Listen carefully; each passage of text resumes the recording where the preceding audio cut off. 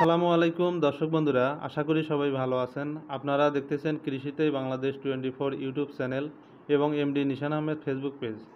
আপনাদের সঙ্গে আছি আমি মোহাম্মদ নিশান আহমেদ। আরেকটি নতুন ভিডিওতে সবাইকে স্বাগতম।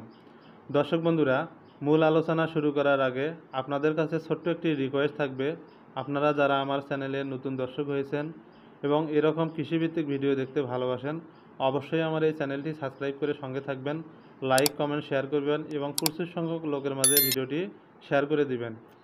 দর্শক বন্ধুরা, ভিডিওটি অত্যন্ত গুরুত্বপূর্ণ, তাই ভিডিওটি না টেনে পুরো ভিডিওটি দেখার অনুরোধ রইল।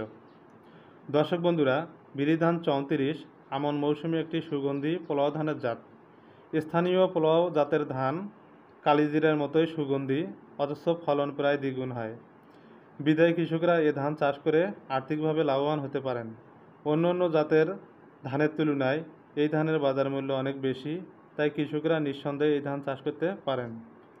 এই ধানের জাতের বৈশিষ্ট্য: গাছের গড় উচ্চতা 117 সেন্টিমিটার। এটি সুগন্ধি এবং কালোজিরা ধানের মতোই ছোট এবং পোলাও তৈরির জন্য খুবই উপযোগী।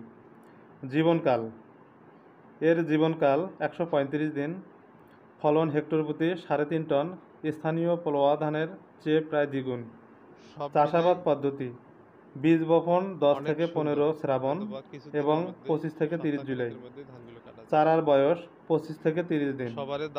সার ব্যবস্থাপনা ও রোগবালাই দমন অন্যান্য উপসী ধানের জাতের মতোই।